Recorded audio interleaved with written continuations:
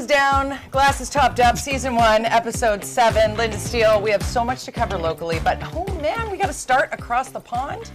Well, Liz Truss. So the UK PM, there was a meme going around where people saying, who's going to last longer than Liz Truss?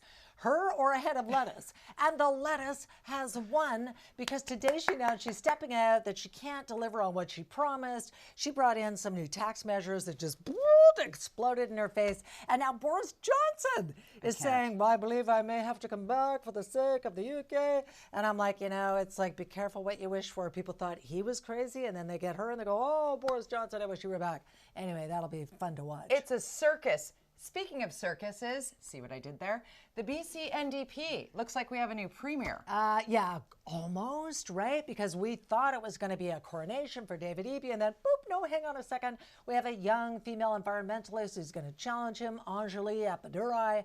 And then there was some kind of funny business. She got in bed with some other environmental groups like Dogwood and some other group, and they were sort of paying and using resources to sign up people to vote for her and then go back to the Green Party or wherever they came from. And the NDP executive said, against the rules, you're out. So David Eby is our man, apparently. It'll be very interesting. Apparently, possibly sworn in on the same day as Ken Sim, who is the new mayor of Vancouver. A huge weekend, a landslide win for Ken Sim. You got a Ken Sim. We've got a Ken Sim story. Well, I do. First of all, Ken Sim is Vancouver's first ever Asian mayor. Mayor of color. That's huge, right? Yeah. It's also the first time, I believe, that he's knocked off an incumbent mayor in something like 4 decades. So way to go. But we'll be talking about Stanley Park coming up shortly, too. And we're going to have Ken Sim on the show next week. Yes. Oh, write that down. Yeah. Ken Sim will join us on Steele and Vance next week, as will Brian Burke. Yeah. Oh, yeah. Just huge. Just a programming note. Okay, as you were saying. So we went to the Webster Awards, and I was talking to Ken Sim, and I said, you know what? I said, I actually feel sorry for you because I think you probably have a very good chance of winning, and there's just so many giant fires to put out and major things to do. I don't know that anybody can do it. Really, is it possible to deal with homelessness and the opioid crisis and random crimes and so much taxes going on and whatever? And he said, I'm ready for it. I'm not doing this to empire build. I believe I can help the city. Chartered accountant. That helps when we're all wanting budgets. Like you said, inflation a part of this affordability. Drex from Drex on Jack. That sweet little apricot's going to join us later on in the show. I'll explain later. Yeah. He's going to join us to talk about the municipal election, not just in Vancouver, but some significant changes on a massive scale, particularly to something we were talking about last week with the school trustees in Chilliwack. Because it's a big deal. Drex, I was going to say Drex is a big pot stirrer on Twitter, and he was really calling out some candidates who were offensive or had offensive ideas, in Drex's opinion. His hashtag, right?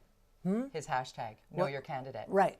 Big so, deal. Yeah, Drex has opinions. We've got another guest coming on today, which I think, we're going to hopefully get one step closer to getting you a dog, but I don't know that this is going to help the cause. Rebecca Bretter is going to be with us to talk. Well, and first of all, let me just say, I have a better chance of getting an actual animal in my house if it's like the stuffed cat at the legislature. Rob Shaw got it. Yeah, I might be able to talk my husband into that. But we're going to talk about pet custody because during the pandemic in particular, a lot of people got pandemic pets. We have people who love their animals. They get together. You think you're going to be with your partner forever. You split up. Who gets to keep? Those are handsome Brads, by the way. The dog. Hey, we just mentioned Rob Shaw. He's also coming up with it. This show is so jammed. We're going to go live to the ledge. We're going to the legislature to talk to Rob Shaw about everything happening in the province. But honestly, Lynda, if you don't mind, let's just spend a couple minutes here talking about obviously the tragedy with the BC RCMP officer who lost her life in the line of duty. And we'll get into the details of that story, but I thought of you so much. I was live on the radio when this was all happening, and I kept thinking about you and my cousin Cindy, who's a police officer, VPD. And what is that like for you to say goodbye to your significant other every day? How would you, right? I mean, I saw a tweet today that was a photo from another police officer from VPD on flowers to this officer from Burnaby who was murdered after going to check out a person living in a tent, a homeless person. This is her. She's 31-year-old Shaylin Yang. She'd been on the job for less than 3 years, and she was a member of the mental health homelessness liaison, which we'll get to that in a second. But I mean, this note with the flowers said, I was on my way. I was trying to get to you as fast as possible, and I didn't get there in time. And I'm just getting goosebumps when I think about the police community. Let me just say this, for the people who say, oh, but the police, you know, and they're aggressive and defund the police and police are racist and all these things, that 99.9% of police officers in this province are doing a very hard job for the community under difficult circumstances and being forced to act like social workers when that's not what they're trained to do. But in her case, she was trained to do this. So my point was, for anyone who says, let's just defund the police and we'll send unarmed nurses and social workers into a dangerous situation that might be mental health related, that's what we're going to do. Well, guess what? Here was a police officer who was trained in mental health and homelessness as a liaison who got murdered. So it is not that simple. It is not. And you've been talking about this for months and months. I remember your first columns that you did for the Orca, where you really talked about the repeat offenders. You talked about the issues with regard to those who you know, might live rough and live with weapons within. Not every homeless person is a criminal. For sure, that's not the case. And yes, there are marginalized people who are living below the poverty line, and that's tragic and needs to be addressed. But to blame police for trying to do what this young RCMP officer was trying to do, which was to come in and try and help. They weren't even trying to remove this individual who's now been charged with first-degree murder. Yes. Yeah. And he was shot. Yeah. By her. We're not sure. And he had a criminal record. He had just recently also been involved in some sort of, you know, conflict with police where he got charged for it.